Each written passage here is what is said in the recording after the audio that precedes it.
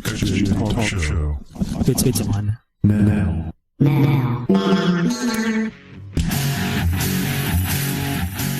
Well, greetings and salutations. My name is Tony Muckleroy from xjtalk.com, and this is the Jeep Cherokee xjtalk.com show. I really need to write that down. I kind of get bored halfway through saying it and have to think about what it is that I'm doing. So we're going to have a little talk show tonight, like we do every Wednesday night at 8 p.m. Central Time, and hope you enjoy it, whether it's live here on Ustream or listening to the recording via the podcast, iTunes podcast, or YouTube, or even the Ustream. So we'll get started here in just a minute.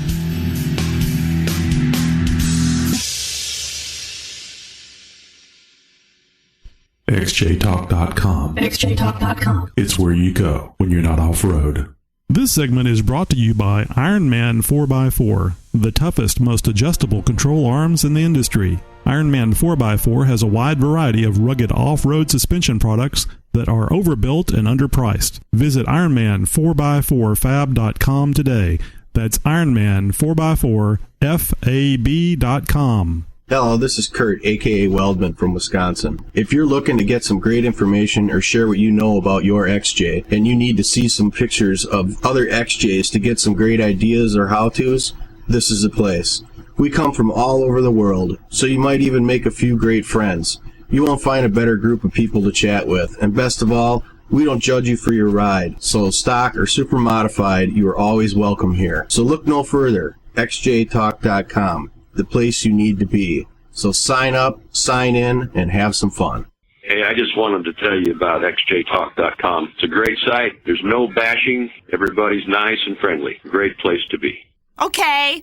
Well, guys, thanks. It's another Wednesday, 8 p.m., so it's another live xjtalk.com show.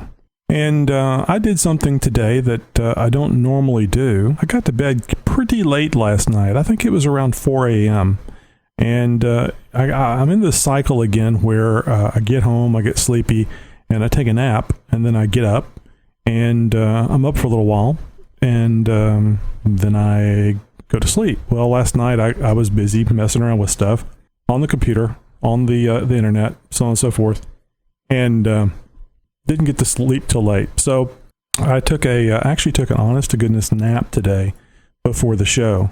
So I rushed in here about 15 minutes before showtime and cranked everything up. And fortunately, I'm getting used to it enough doing this where all I have to do is come in here and turn it on and it works. I really don't have to worry about things coming up and working correctly. So I guess I'm feeling a little more comfortable about doing stuff like I did, taking that little nap. And I guess probably it was a 45-minute nap. Boy, I needed it. Wayne and Brian XJ, Wayne in New Zealand, Cantab 27. They're used to seeing me early in the morning. That's usually after I've had my little 4 or 5 hour nap. Yeah, I know. That's a hell of a nap, isn't it?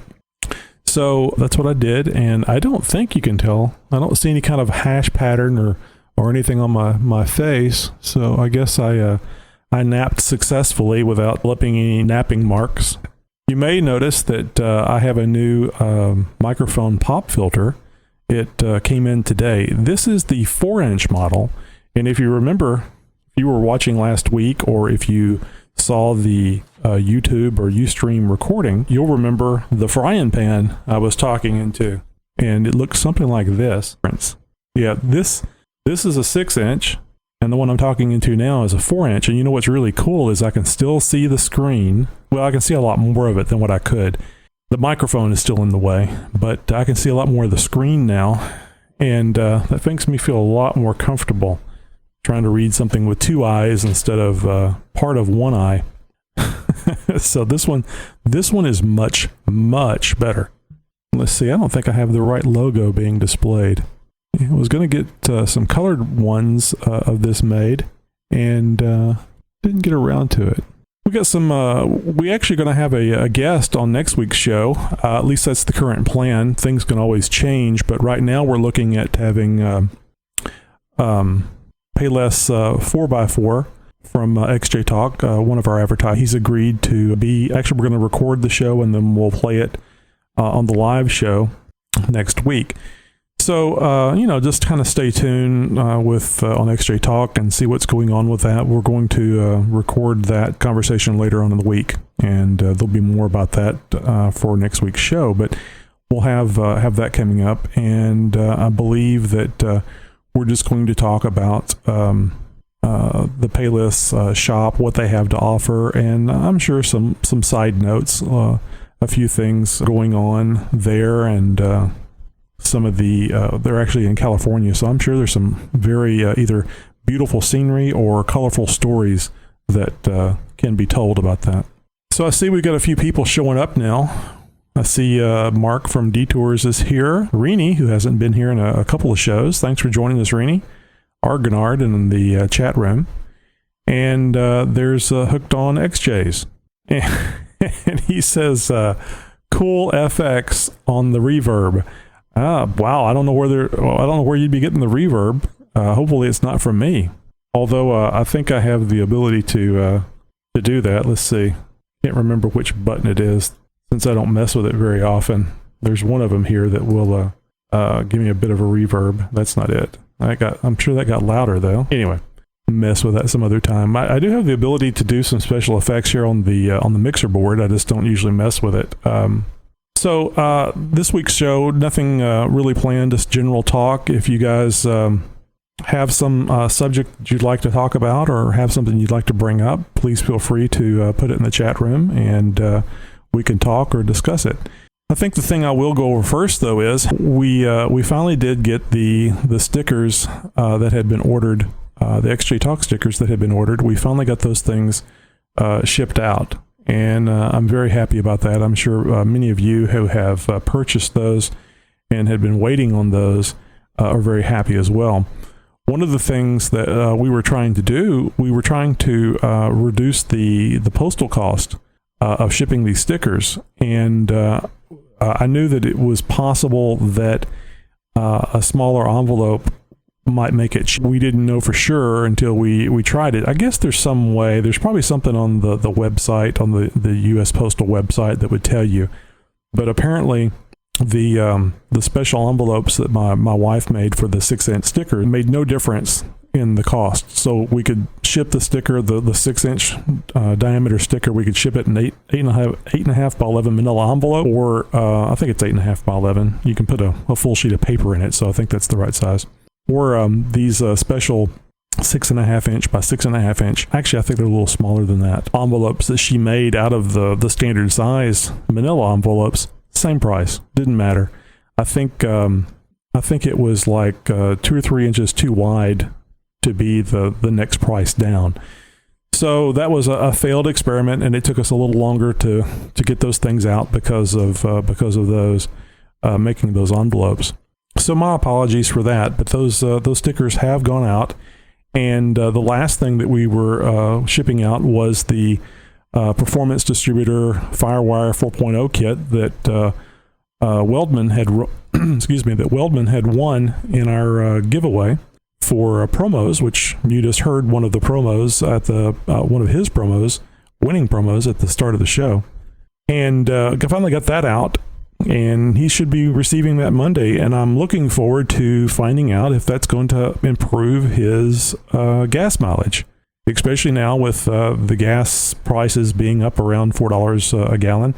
I think I saw it like $3.85 here today, but it is. I know it's higher in other parts of. I thought I heard something on the news that this is the 6th straight week that a barrel of oil has gone down. I haven't been watching much news. I've kind of been listening to podcasts and working, and I don't know. I haven't been following it. It wasn't my feeling that the price of a barrel of oil had gone down, but very well could be. I firmly believe that we're going to, hit a peak, and then it's going to drop like it did before. I do not believe that $4 a gallon there's no reason for it to be the speculators pushing things. There's an abundance of oil.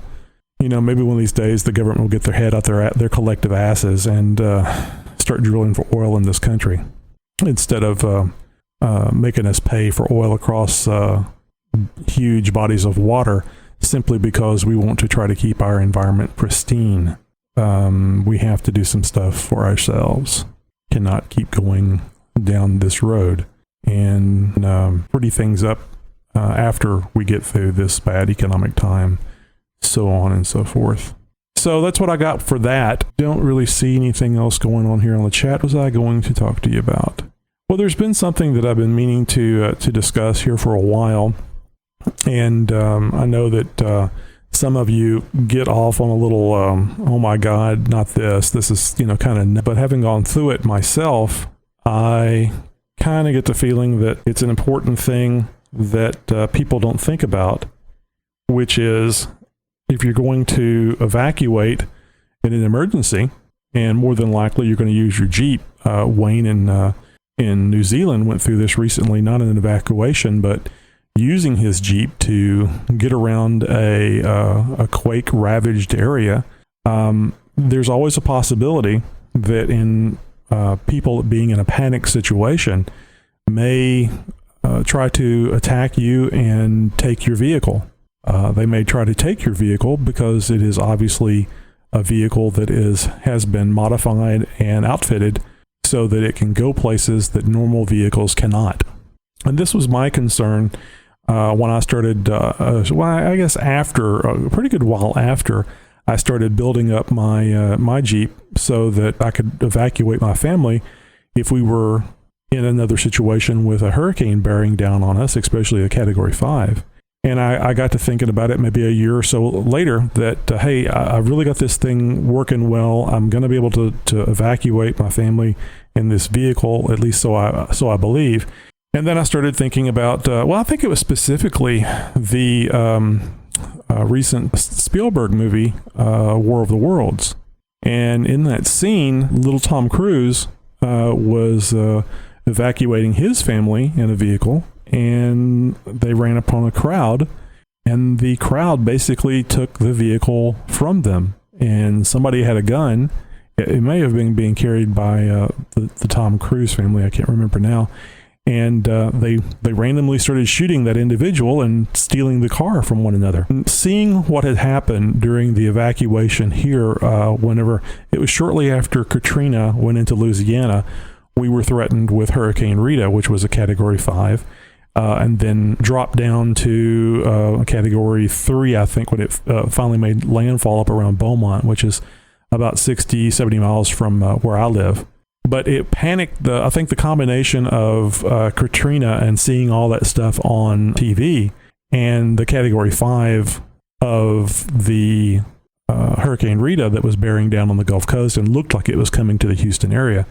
I think that combination really panicked people. And it was very clear a couple of days ahead of time that the traffic was going to be unbelievable. So now I'm looking at, I have a four-wheel drive, but it's just your run-of-the-mill stock four-wheel drive.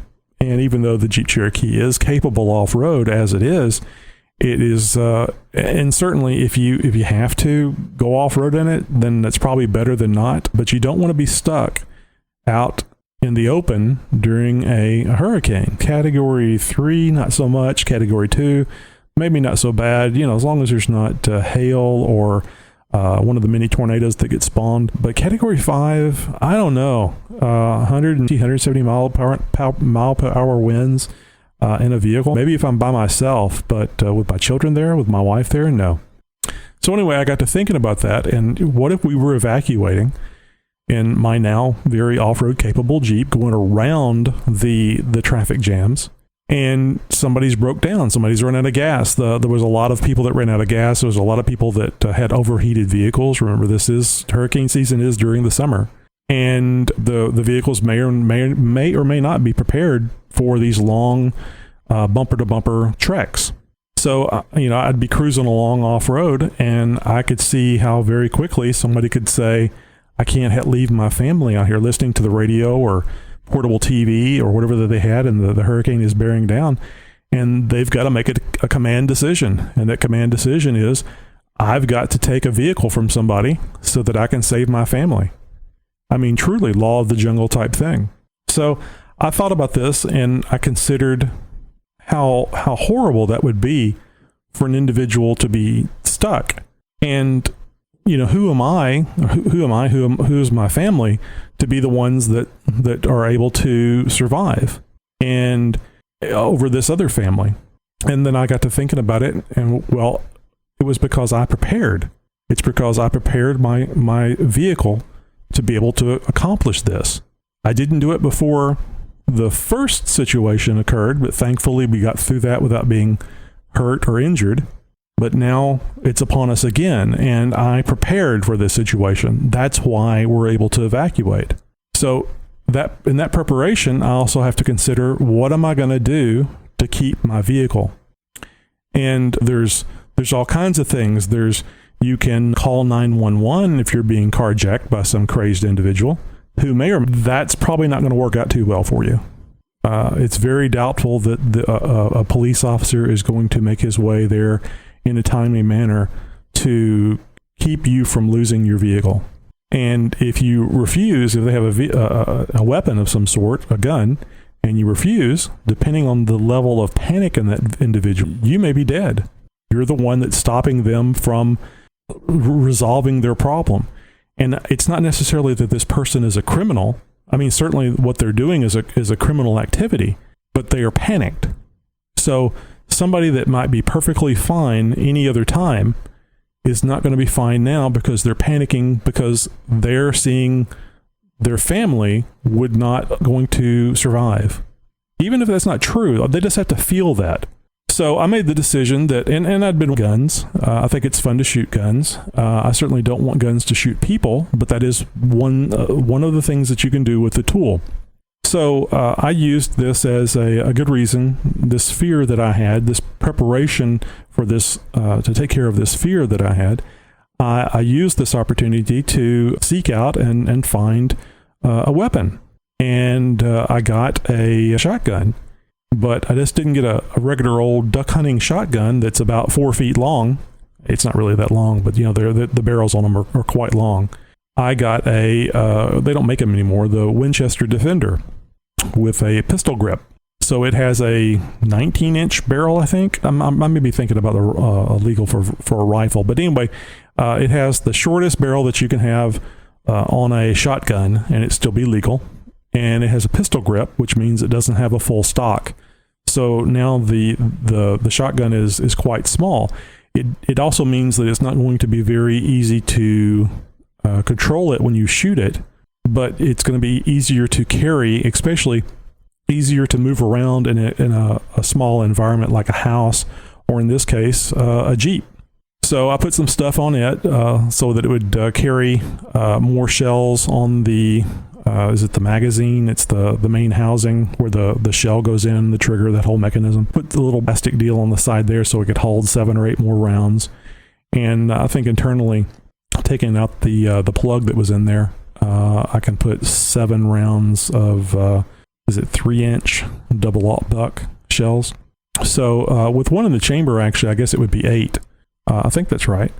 And then 6 or 7 there on the side. So it has a fairly good amount of stopping power with the number of shells that are on there. And since it's a pump shotgun, you can go through those shells pretty quick. So I get it all black because not only would it be used for protecting myself and my family in an evacuation, I also like the gun being black because I don't want people to know, the person that's trying to attack me or kill me, I don't want them to know that I have the gun until I decide to use it. If I want to make it known that I have it, I can always rack one into the chamber, and that universal sound will certainly get somebody's attention. So I thought about it a little more, and I thought, well, the shotgun's a real good idea. That would be great for 1, maybe 2 individuals that was trying to take your vehicle. But what if there's more? What if it's a larger crowd? Maybe not everybody, maybe they don't think it through. I mean, it's a panic situation, obviously. Maybe they haven't thought it through, and it's like not so much these 30, well, let's say 5, 10 people are all trying to take the vehicle. And they're not necessarily thinking which one of them or which one of their families is going to get it. All they know is it's a panic situation. and I need this vehicle. We got to get it from this person before we can decide who's going to take it. Again, law of the jungle type stuff. So I thought, what could I get that would be something that would take care of a larger group of individuals? And you need something that is going to be reliable.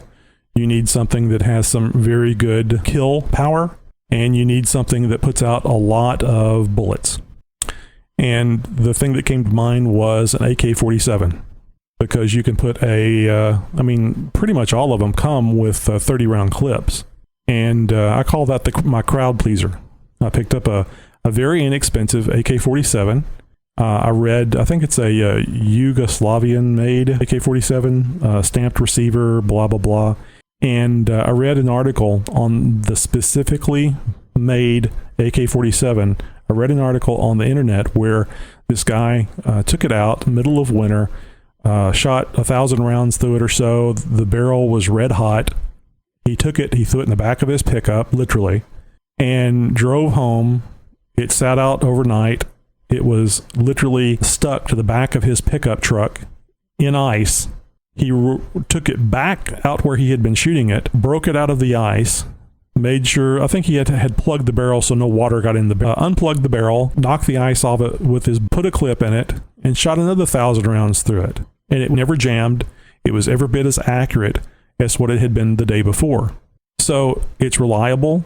It puts out a lot of bullets, and the bullets are of a good size. It's bigger than a 223 round, which my understanding is the 223, as in like for the M16 or civilian-made AR-15, or one of the Bushmaster variants, whatever, the semi-automatics. The 220 military round is meant to hurt or injure soldiers on the field, and preferably more than one. And that way you can take 2, 3, 4 people out of the battle, because you injure one person, then another soldier has to help them off the battlefield. So the 220 injures. The AK-47 7.62x39 meant to kill, not wound.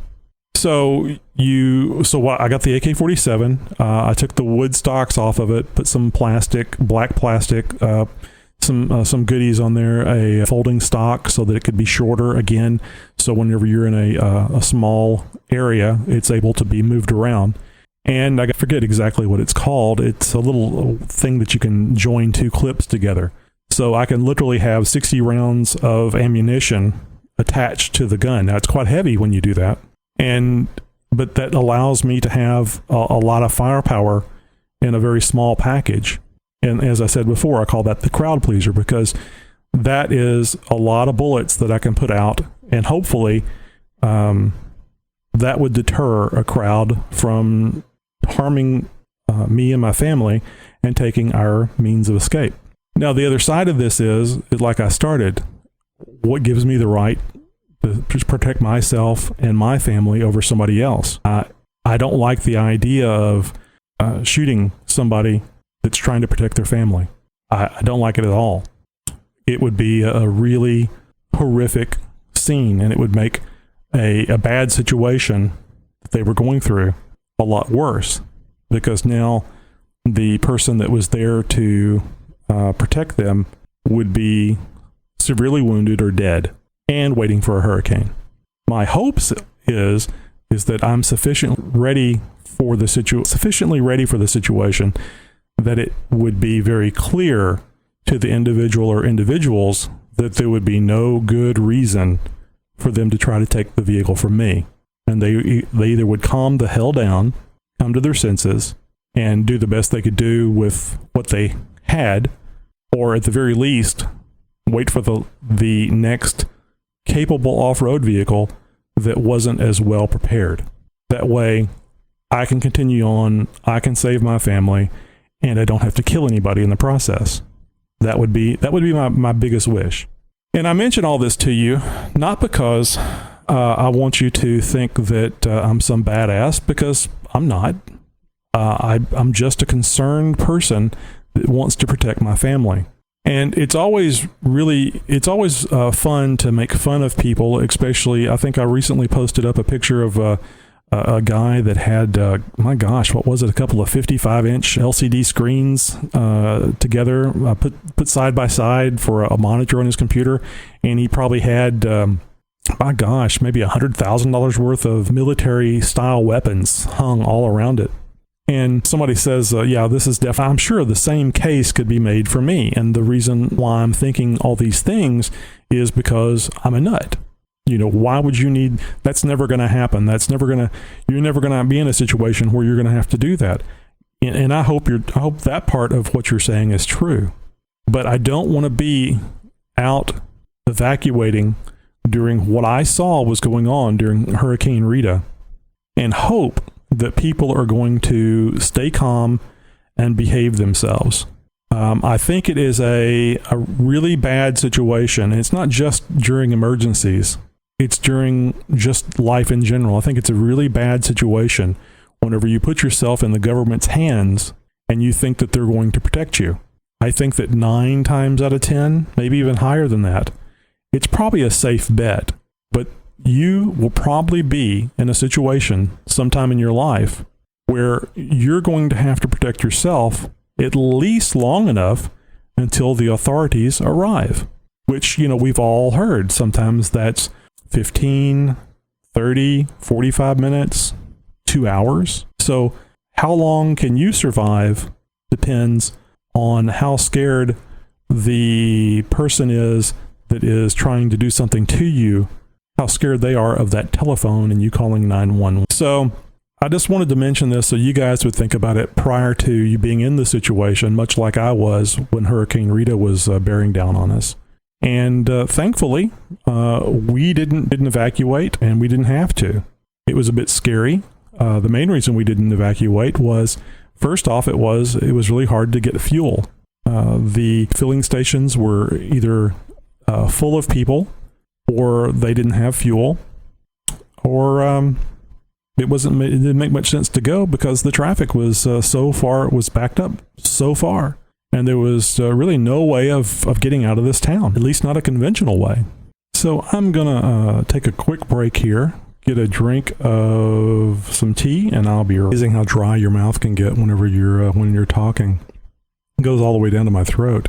Well, it looks like after I got done with what I was saying on the preparing yourself for bad situations, looks like we've lost Argonard and Mark from Detour, and was just looking over the chat while I was getting a little drink of tea there, and looks like they were talking to me there in chat, but I missed it. So sorry, guys. I would have liked to have heard your serious comments on there, and any questions or any rebuttal that you may have had about what I was talking about. Certainly, my opinion is just one man's opinion, and not necessarily the only way to look at things. It's just what I experienced firsthand, and something that I wanted to convey to you guys so that you could think about it prior to being faced with the situation. So if you do have any comment that you'd like to make on this subject, and really any others, or maybe there's some events coming up in your area, I recommend that you give us a call at our 24-hour, 7-day-a-week feedback line. And that's 530-675-4102. 530-675-4102. To say what your name is, first name is fine, where you're calling from, and that it's for the xjtalk.com show. And keep in mind, we may play that feedback, question, or comment during the live show, and also be available on the podcast. And also, too, don't forget about xjtalk.com. You can come over there and for free register on the site. And that's a great place to put up your events so that people know about them. Whether it's off-road, barbecues, just a general get-together, fundraisers, just pretty much anything you want to get out there to the folks. We also have a Facebook site, which is facebook.com/xjtalk. And that's another great place. I think we've got about 700 or so friends on Facebook. And we see a lot of event notifications on Facebook. They have some very nice interface for event notifications. And that's a great place to let people know about what's going on. And also, too, a great place to find out what's going on with XJ Talk and and many of our vendors. So let's see. There was just looking here on the site, and they were joking around I see that looking back in the chat room, they were joking around about Osama bin Laden. And, I guess that's a very topical thing after this happened on, I guess it was May the 1st, that the news came out that that Osama bin Laden had been found and killed by U.S. And MaxTrax on XJ Talk started a thread, and the thread subject is Osama bin Laden is dead. And MaxTrax says in his very simple post, short, simple, to the point, U.S. military finally found him and took him out. Way to go, troops. And I'll say this, my first response, and it was my first thing that I said when I heard about it. I think I told my wife, I'm not sure if my girls were around, but I told my wife, I hope a Marine put his boot on his neck and then shot him in the head. I hadn't heard anything other than Osama bin Laden was dead. I didn't know if it was a military drone attack. I didn't know if it was a troop thing. My fear, and this sounds bad, my fear is that he needed dialysis and he couldn't get it and he died, somewhat of natural causes. My initial want was that he was, if not scared, he was at least concerned about what was going to happen to him. He was concerned for his safety, much like the people that were in the tower when either they saw the plane coming or they heard the explosion or they felt the building shudder. That trepidation, I wanted him to go through part of that. I wanted him to feel part of that. And I would imagine over the last 10 years, probably has been pretty nervous many times. But in the final moments of his life, I wanted him to be concerned for his safety. Even if he knew it wasn't going to turn out well, I wanted him to be concerned. Just like those people, the people that were in those towers, I wanted him to be concerned, just like them. And then part of that, I go, well, gee, I don't believe in the death penalty. I know that's kind of probably hard to believe based on what I was talking about earlier. There's so many cases that DNA evidence comes up and shows that people are innocent. They've been in jail for years and years and years and years. And ultimately, I don't think that we as people have the right to decide when somebody dies. I think we do have the right to protect ourselves, and if protecting ourselves means that we have to stop that person with deadly force, then we have to. I think that we as a society have a right to protect ourselves, and that would be to get people that will hurt people in the public away from the public, which would be prison. So even though I understand that politically it wouldn't be a great situation to capture Osama bin Laden and put him in prison, I kind of would have liked that. Just based on the way that I think about things, I would rather have him in a prison for the rest of his life and not enjoy his life. Not necessarily to suffer physical pain, but to suffer from the standpoint of now he's not on the run, he's in a prison, he sees what's going on with the world. Well, it's much like the Hitler thing, isn't it? I mean, is it better that Hitler's dead, or would it be better to let Hitler see the world that he helped create? Not that it's a bad world, I think it's a much better world without Hitler. And certainly his attempt to kill all the Jews didn't work. He killed a bunch of them. But I believe the Jews are doing just fine. I think it would have been very interesting for him to see the Jews take back their homeland. And I just think that it would have been a greater punishment for him to live. And that's why I think it would probably be a good idea, if they could had, to capture Osama bin Laden, put him on trial, and then, if found guilty, put away in prison for the rest of his life.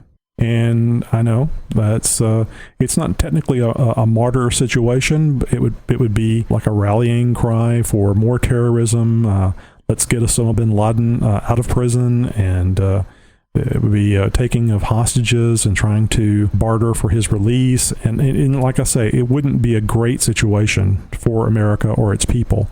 The best situation was for him to die, because there's not a lot they can do other than retaliate.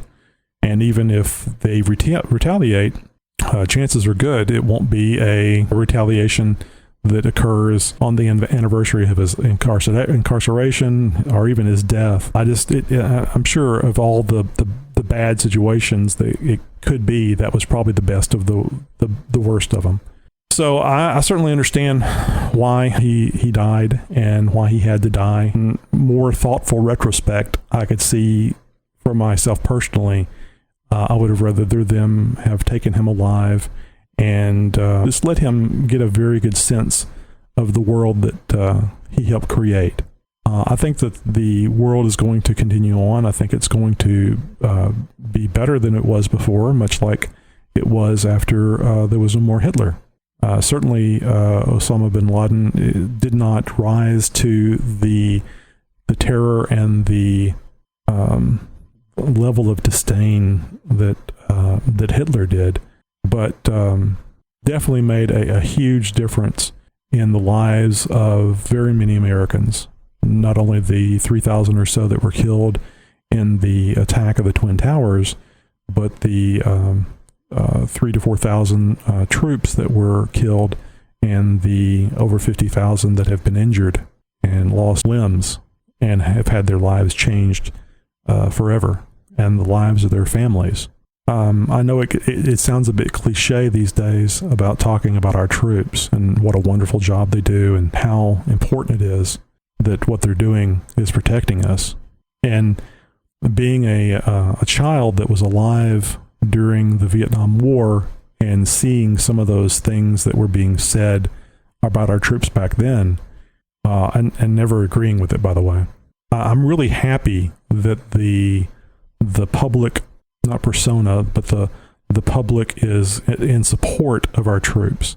I'm very happy that whether it's a liberal or a conservative, whoever, they at least, I don't think that they all really believe what they're saying, but at least their words are, I support our troops. There's no spitting on our troops as they come home from facing hugely horrible things that they've had to go through. So I'm very happy that everybody says we support our troops, even the ones that are trying to cut funding, even the ones that are downsize the military, or the politicians that obviously hate the military. They still say that. They still say it. But I want to assure you, I'm not saying it in that way. I think the military is a very honorable service, and I firmly believe that if our military wasn't in Afghanistan and in Iraq battling insurgents, that you and I here, would be protecting our families ourselves.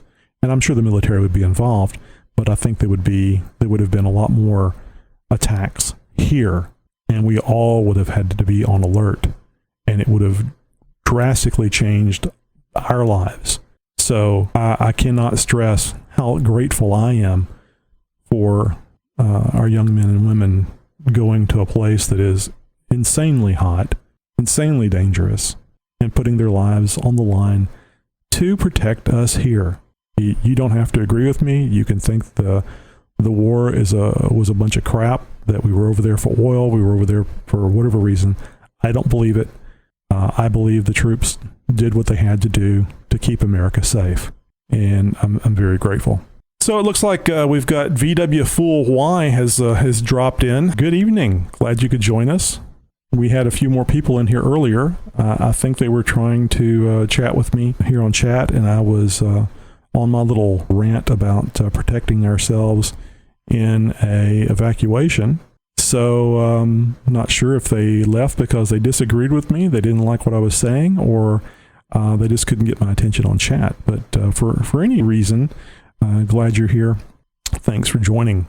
So let's see. I mentioned about the Facebook thing. I was going to say that we were on Twitter. You can follow our tweets on Twitter. It basically, the site is set up to automatically go through, and every hour or so, it'll take the last 3 posts that were made and put up a little link. So if you don't have anything but, if you don't have a smartphone where you can access the site through a browser or Tapatalk, if you're not familiar with Tapatalk, you can just look that up on Google and load Tapatalk. I believe Tapatalk is available on iPhone and also on the Androids.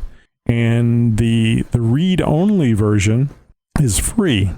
So you can literally load up this application on your phone and then punch up xjtalk.com, and you can access the xjtalk.com site from your smartphone. So at work while you're taking a break, or if you're at your kid's Little League game and you want to see what's going on in XJ Talk, you can just whip out your smartphone, load up Tapatalk, and see what's happening. If you want to have the ability to make posts and reply to private messages, you can pay, I think it's $6.99, I think, for the full version. And I believe all they do is just give you a little key to put in, and it activates the read-only free version. So then you really have a full functioning application that you can visit the site. And other sites are using that as well. It's for that Tapatalk is written for the vBulletin software, which we use and is, I believe, the most common forum software on the internet. So chances are good that you'll be able to use that for not only XJ Talk, but maybe some of the other Jeep sites that you visit. And of course, not everybody lives by Jeeps alone. There could be other sites that you visit using your browser on your desktop or laptop that you'll be able to use Tapatalk. Just check with the admins of those sites and see if they support Tapatalk. It's free for them, so just sending them a private message might be enough to get them to spend the 15 minutes to download and install the Tapatalk software. It's very easy to set up. And that's frankly how I found out about it. One of our members asked if we had it, and I'm like, no, what the hell's that? And they told me, and I looked at it and installed it. Very, very easy to do, and made it more functional and useful for our members. And that's what we try to do, is make things better and more functional for our members. So if you've got a Jeep, and even if you don't, you can join us up over at xjtalk.com for free and get in on the fun, the conversations. And as you can tell by tonight's live show or podcast, if you're listening to it from the recording, it's not just about Jeeps. So join us and join in the fun. Join in on the conversation.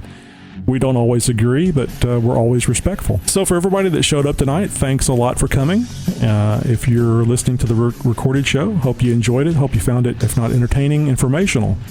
And think about, if nothing else, think about some of the things that I said. You don't have to do anything, but think about it.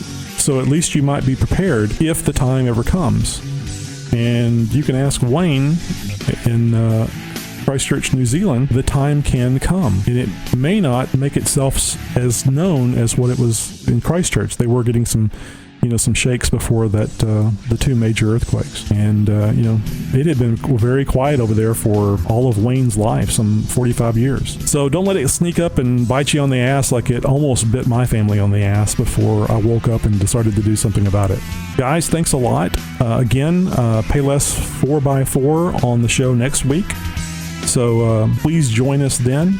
And we hope to see you on xjtalk.com. Have a very good evening.